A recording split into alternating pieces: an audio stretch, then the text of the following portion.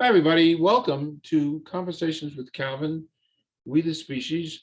And chronologically, this is the beginning of Memorial Day weekend.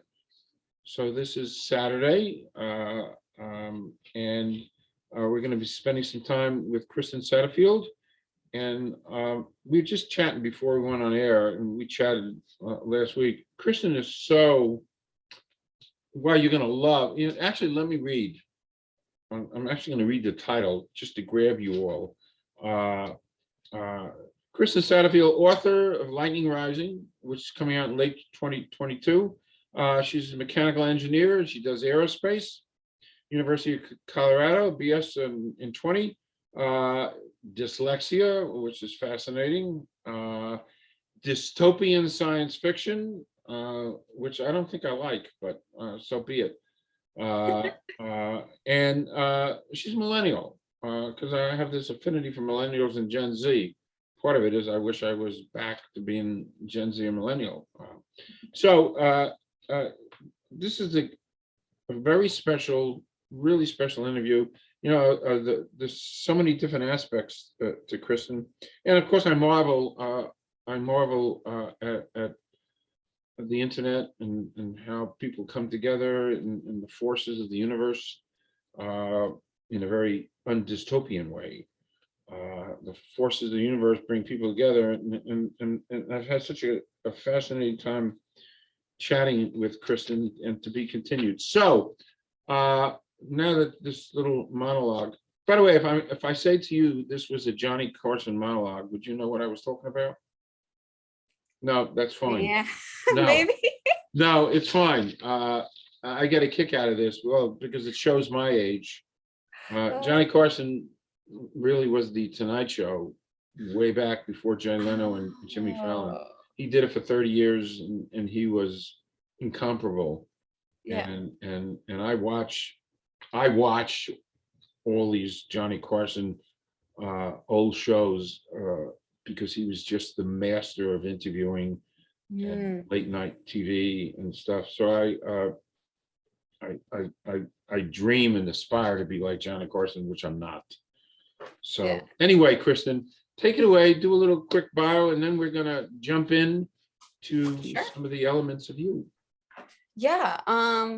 Well, like you said, my name is Kristen Satterfield. I am by day a mechanical engineer, and by night I am a writer. I've written a few novels, but I am getting my first one published. It is called Lightning Rising, and it's a sci-fi. Do I hear I'm not sure I heard, do you have a puppy or Oh, my dog in the other room. Do you mind? That's fine. That's fine. Okay. I love dogs. That's fine. You can go, we're a very informal show. You can invite him in. That's fine with me. Let's see if she's Bear, come here. Come here, stop. Now she's just staring at me. That's fine. Sorry about that. No, Yeah. that's absolutely fine. We're not formal here. Yeah, I got two of them, and but of course they always like to do things right when you don't want them to do things. So you're talking about lightning. You were talking about your novel. Oh yes, Bear, come here. So yeah, my novel is Lightning Rising. Like he said, it's a sci-fi dystopian. It was actually a book I got inspired to write back in my high school days. I was in a history class where we did a lot of what we called interactive studies. So our teacher was really cool about like making the lessons applicable to life. So that particular study that inspired it was we were learning about World War II and how people like Hitler can become, very powerful. And we were tasked to create our own perfect dictatorship, basically. Wow. And that idea just kind of sparked, along with the fact that I had just gotten back from a volleyball game that I had played against one of our biggest rivals. And I just remember it was so intense for me, especially because I was like a sophomore at the time. I was very timid. And as we were leaving the game, people were shouting us and screaming at us and telling us, how like we lost and all this other stuff. And it just really stuck with me. So it kind of formed in this world in my mind that I could write of a place where rivalries, school rivalries were very rampant and very tense and almost violent, while being controlled and kind of overrun by the government. So, um, yeah, Interesting. that's kind of like the bio of those parts. And then obviously I am a mechanical engineer. And so I have those passions as well. I actually originally wanted to be an astrophysicist. And then I was like, wow, like actually sitting here and just staring at the stars kind of sounded a little boring to me. And I decided, in fact, I'd rather go to the stars. So I want to do something that would get me there, that would help, propel the world towards that place. So that's what actually inspired me to start mechanical engineering and go into the aerospace field. So then, after high school, I went to Baylor University, which you can actually see a flag up here. My husband, that's where I met him. Okay. And did 2.5 years there. Kind of started to feel like I could find a better fit somewhere else for the type of education I wanted to have, and transferred over to CU Boulder, where I then graduated from in 2020. And then we moved all the way. So I moved from Colorado to Texas back to Colorado, and then got an offer at L3 Harris and moved all the way to Florida. So that's where we are now. I still work for L3 Harris. I do various aerospace like things that I can't really talk about, but they are very exciting.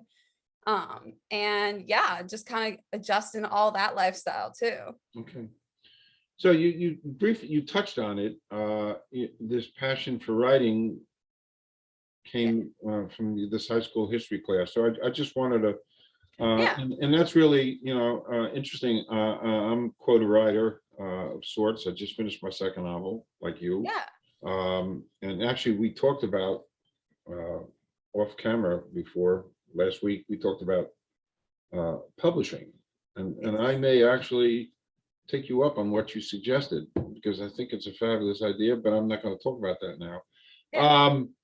And you can't talk about the aerospace stuff. That's perfectly understood. It's funny. I interviewed I talked about a biomedical engineer 2 weeks ago. We became really friendly, and he's on his way to a PhD, and he's doing an internship, and he couldn't tell me anything.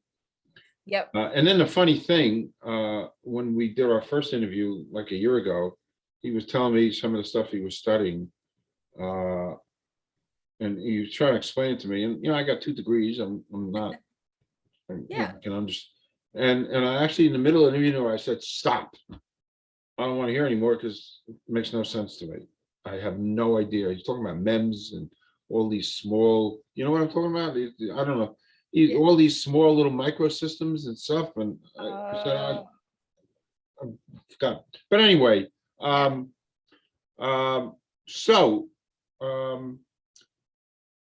I find it kind of fascinating. You like dystopian science fiction. How did you get into that world? And do you have any things you can say about what you think the world will look like tomorrow? Yeah.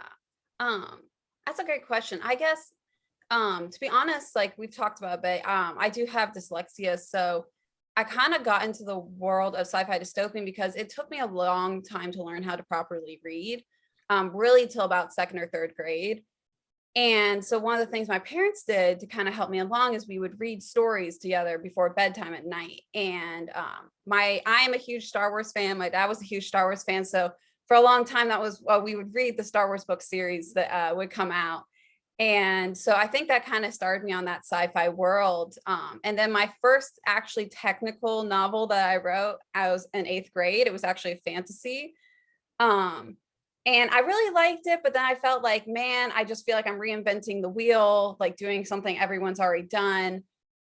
So as I started to get inspired for this book, that kind of fell into like, wow, well, I like sci-fi, and Hunger Games was big. So I started to really get into dystopian books. And yeah, that's kind of where that love for that came, is like, what would the world be like? Because it's never going to be perfect, but also like going to have all these advanced technologies. So it's actually very fun. You talk about the world and what it could be like. So when I started writing this back 2011, 2012, I had all these plot points that you'll be able to read about in the book, some of them about like genetic engineering, certain technologies, things like that, that as I'm rewriting, as I'm getting published today, they've actually come to be part of our world, even just in that short time. So it's a little crazy. Wow. Yeah, like one of the things as you look at, like, I know a few years back, China was doing lots of experimental data about combining, human and non-human DNA, things like that, right?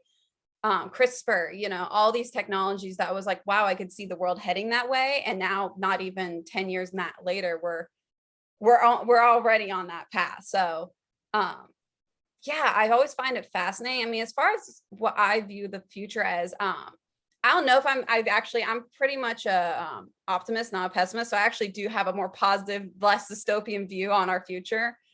But I can also see where certain decisions we can make nowadays could lead to that type of world, right? Like, what do we choose ethically for the future? Space travel, AI, genetic modification, all these techs that we're actually today starting to play with, where can they go? And it's on us now to make those ethical decisions that will affect the future. So that's kind of how I view it, Okay. Yeah. Interesting. We have some commonality here. I was fascinated by the future, and there's his name is Ray Kurzweil. He has I think he has about 80 or 90 PhDs. A lot of them, of course, are honorary. But he is a futurist. He takes 160 pills a day. Yeah, and he's got a million patents. He's brilliant. He invented a keyboard that musicians use called the Kurzweil keyboard. He's off the charts, and he's involved in something called singularity. And part of the premise of singularity is in the year 2040 or something like that, man and machine becomes Yes. one. And what happens, and it's not dystopian, it's, as you just said, it's we're heading down that road. So we could talk off camera too about this, because it's really, you'll get a kick out of it. So he has a university called Singularity University. They explore a lot. They explore a lot of the ethics of what we're doing, and is it ethical? And is Jeff Bezos going to be the only one who will be able to live to be 200 years old, or Elon Musk? I mean, there's a lot of ethics to the things that they're doing. But he had this thing called Singularity, and in every couple of years he would bring in some of the 100 of the top scientists in the world to talk about different topics about this. And I had just begun my journalism career, and the first one I knew about and heard about, it was a 3-day conference up at Harvard. And for all kinds of reasons, I would have loved to have gone taking a class at Harvard. Like, wow. Yeah. But it was $1,000. It was out of my budget. Yeah. And I didn't do it. And then a couple years later, he had the same Singularity conference in New York. And then I realized I'm a journalist, and I applied for a press pass. So I went for nothing. Here's my point, why I said this. There was a guy from Russia, a scientist from Russia, who is experimenting, and his thing was he wants to take this. This is our entity. This is what makes us who we are. And he wanted, just like you transfer files on a computer, he wanted to transfer all of this up here to like a Terminator type. So he wants to come up with a way to take everything, all the files in your head, and put it into a cyborg, whatever the hell it's called. Yeah. And then that gives me, immortality. Yeah. So he was kind of working on that. And the other thing, just to tell you, I read Dr. Michio Kaku. He's a physicist, and he wrote a book, The Physics of the Future. Yeah. Great stuff. Just wonderful stuff. And I started reading it and looking at all the things that in a positive way, like you, positive. Anyway, I wanted to tell you that because it's interesting stuff. So I really would love to hear, because I've interviewed others with dyslexia, Yeah. and it's quite a journey you've been on. So can you talk a little bit about that journey of dyslexia and Yeah.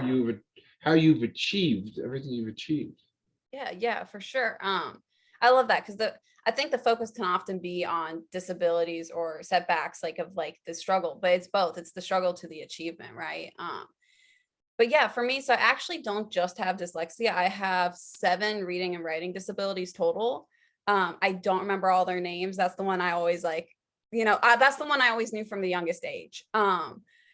But yeah, I mean, my journey was, I'm sure, very typical to most in some ways. Like, right, it was very early on, we could tell like something was going on with my reading. Like I had a lot of teacher reports that would say like Kristen can't figure out the words, but she like could comprehend. So like I could see like, I don't know, I'm trying to think of a word like tree for some reason. I wouldn't know tree, but I'd be like, oh, green bush or whatever. Like I could find the comparable words, but not read the words on the page. So somewhere along the line, I could see something, but couldn't communicate it.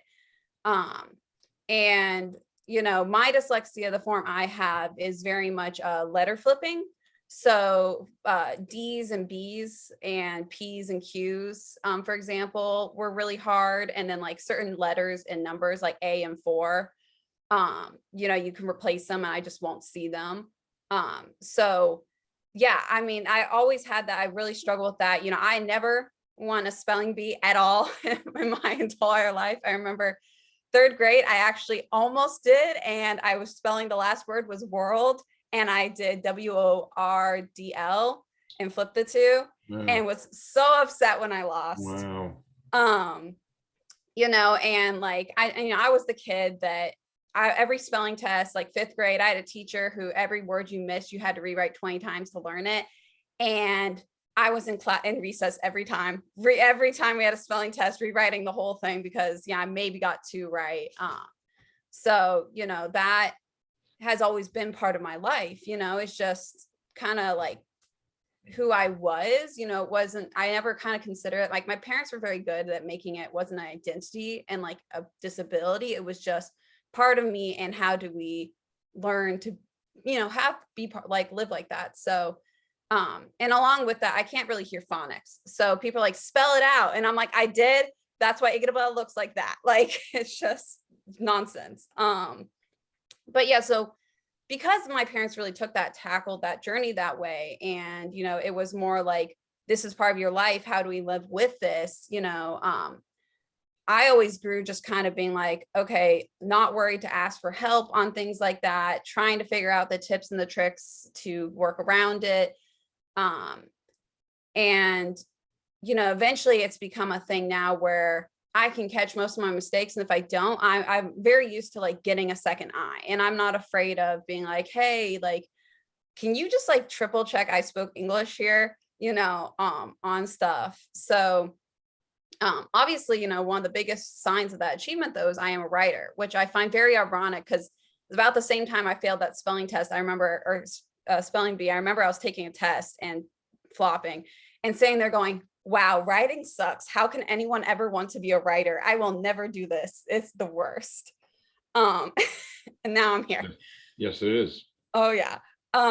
So, but actually I really grew to enjoy it. I had some really amazing teachers too that cared more about the context of what I was writing and less about the correctness. And that really grew my my confidence, right? Like I was like, wow, I can really tell stories. I just need to like have an editor, right? I just need another eye to say like, hey, all of this is grammatically wrong, but good job, Um, so yeah, like that's kind of the journey with it and how it is. Like obviously I still have it, though through the years I've noticed I flip less words, right? I flip less things. Um, So but yeah, and I mean, you kind of have, not that you've outgrown it, but you learned how to deal with it and function. yeah, And it's funny, you talked about spelling bee and all this and the writing, but what I just picked up from you is you've had a great support system, which helped yes. you tremendously, right? Yes, luckily I had a really good one from my family. I would say my early years, I really did struggle with the support in the school. In fact, I had a lot of teachers who thought I was special ed because I couldn't do these things. And it was like, no, I have a pretty high IQ. I just can't spell or write to save my life. So, I think it was a good counter. I was very blessed with my family and the support system outside of school that then when I actually switched schools, I got double. I eventually got that support system both from inside and outside. So yeah, I did. I had a really good backup. And I think that is always important and really something we need to improve in our world, for people around is, don't treat it like disability, don't treat it like special ed, just help that person learn and grow with it, And So I marvel, I marvel at you and what you've accomplished. And again, I don't know that much about dyslexia. It's yeah, not in my conscious world. But to overcome that, I mean, mechanical engineering, aerospace, writing novels. I mean, that's a huge wow. thank Truly, you. it really is a huge wow. Um,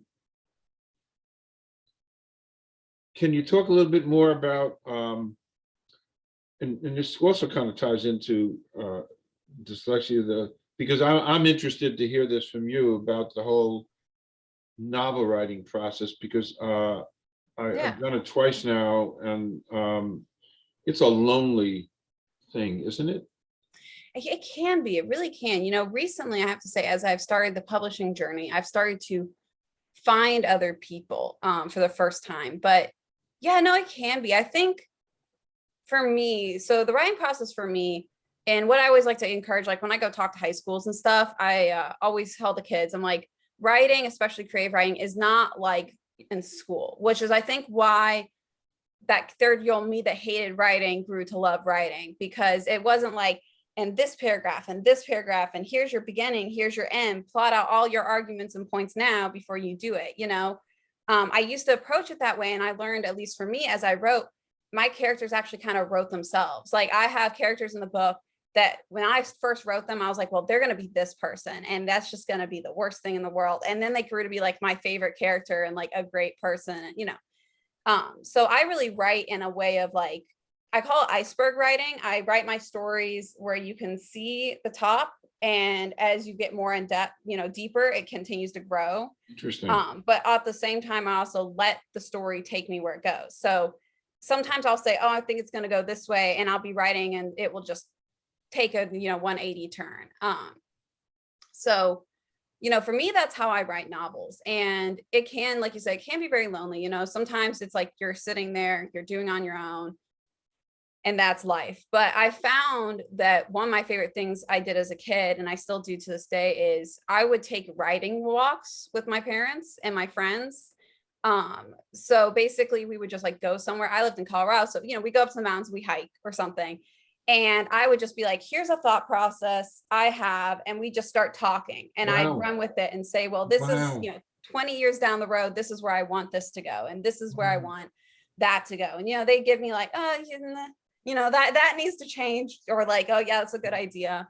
And I would just do that once in a while when I felt a little stuck, like writer's block. That's when I would go get out of it. Has that helped you when others kind of give you ideas and things?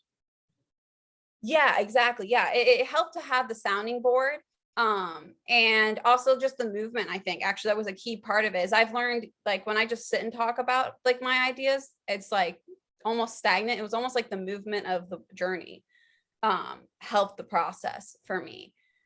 Um, so that's kind of like how I write. Is I'll get an idea, and I always tell people, like, inspiration can come from anywhere. You don't have to do like, oh, I was inspired by this. Like literally, like I've sat at boba shops and been like, boom, there's an idea for a scene. Or like one of my scenes is actually in the book is inspired by a coffee shop I had at Baylor University. Like it doesn't have to just be like this life-changing moment. It can be the little things.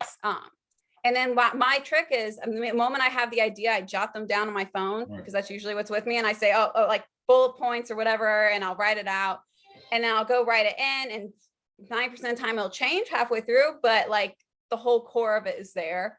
And then, yeah, like I think my other biggest thing for my process is I try not to treat it like my baby. And what I mean like that is like, I think you see a lot of writers, it's a very emotional process, right? You spent this Yes, it is. time and you poured your soul into it and you want everyone to love it. And I've learned that the more I treated it like my baby, like, please don't touch this, you know, like be very gentle. The less my writing grew. You know, I wrote stories that I look back and they're very sweet. I will rewrite them someday.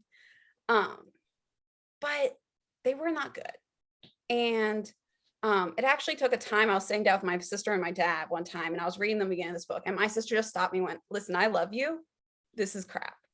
And I had to be like, oh, and of course you're hurt. You're like, you know, this is my idea. Like, and then I just stepped back and I said, wow, you know, she's right. It could grow. And I actually scrapped. And this is why I actually encourage lots of writers to do. Don't be afraid to scrap. I scrapped the whole thing, kept the core idea and rewrote it from the beginning. And at least from the feedback I got, it was 10 times the story it used to be. Right. No.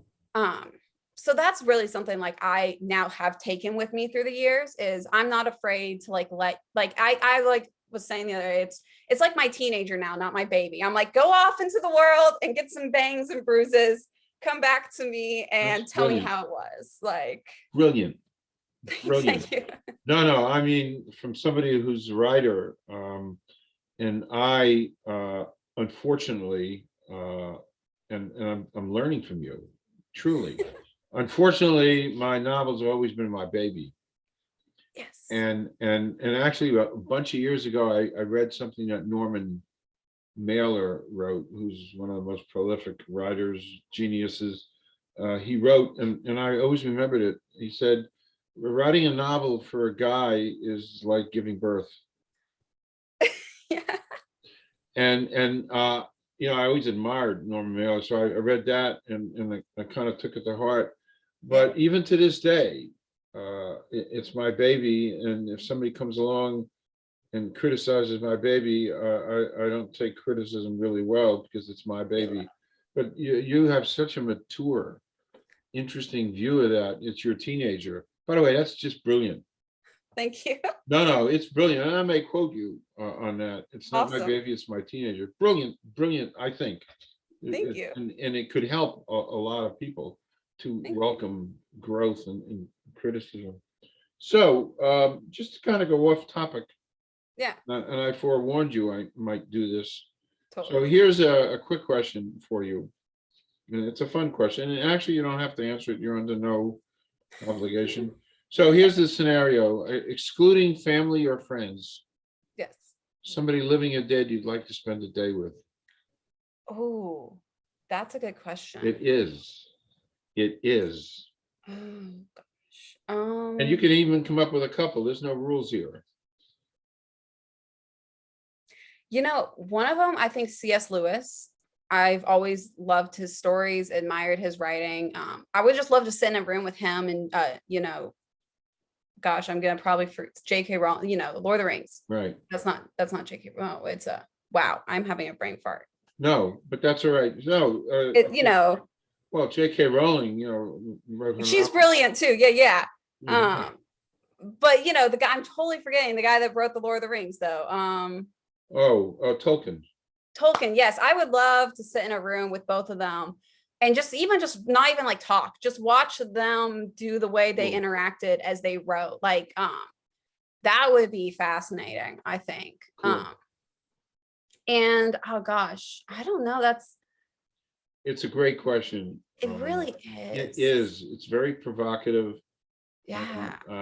I like asking it because I get all these interesting answers, and yours was interesting. Thank you. So Yeah. That's good. Moving along. I know I read somewhere in your bio you've got some pet peeves. I'd love to hear them. Oh gosh. Okay. If you don't mind sharing. No, not at all. Not at all. Yeah, I did say I could share my pet peeves. Oh gosh, it depends on the subject. If we're sticking on writing, let's see. One of, I think, my biggest pet peeves with writing, um, there's kind of two, is the idea that, you there's like a limiting belief, I think, lots of times, and I'm sure you've seen it, we've talked about it, of publishing.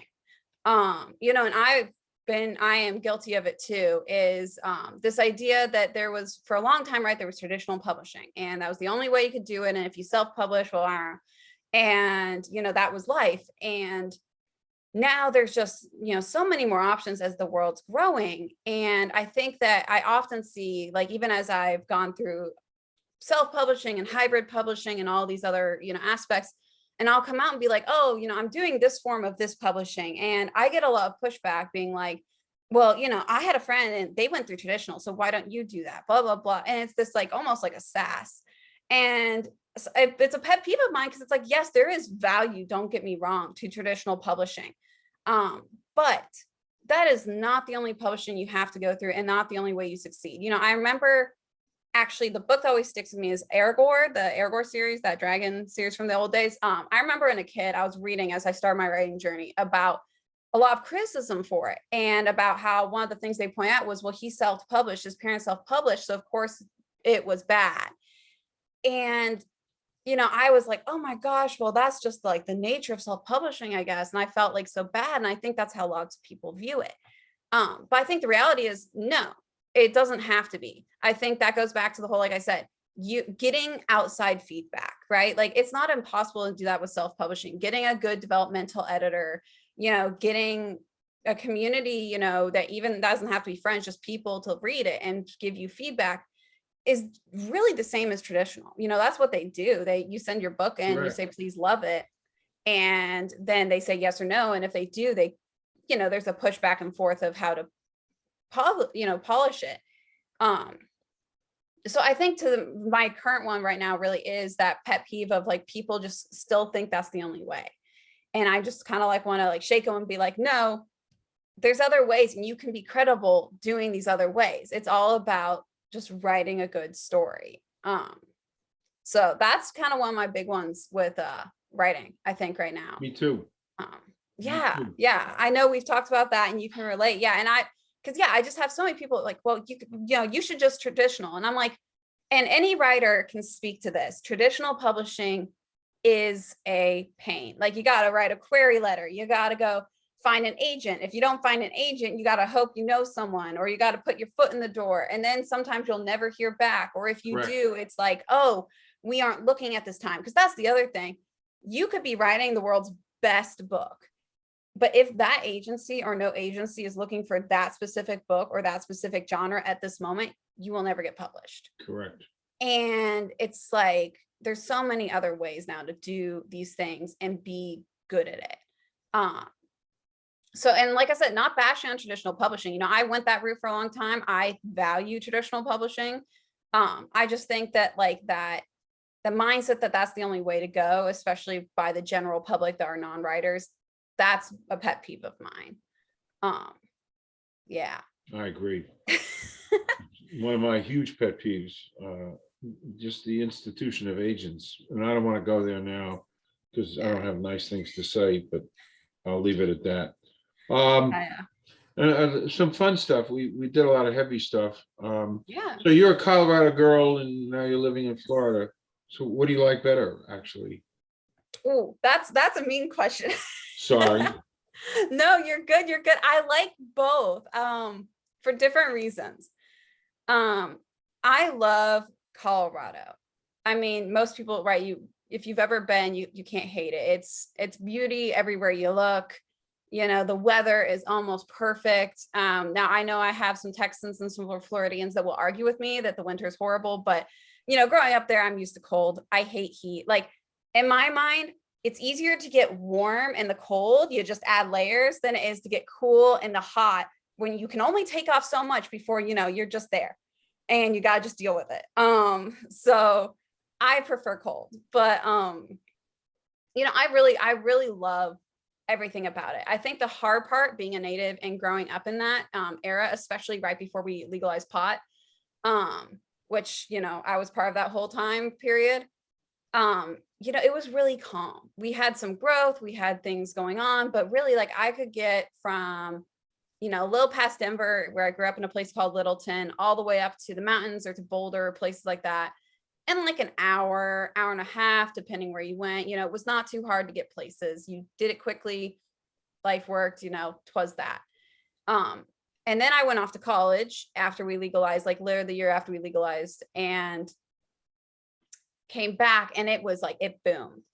And anyone who knows Colorado history will know that our governor, he was, you know, for the right reasons, he didn't want to build a infrastructure because he wanted to maintain the view of Colorado. For the wrong reasons, that didn't work because, you know, you need an infrastructure as things keep growing.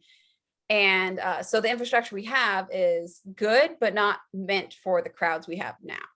Wow. So I still love it, but I actually am sadly, it's almost like a bittersweet, not you know, I'm happy to like not live there because it takes like twice as long to get anywhere as it used to. And, you know, you got all these people from all different, you know, communities and states and stuff. And so the culture is different and stuff like that. So culture wise, I'm liking Florida a bit better, but I do miss like the natural weather and beauty of Colorado.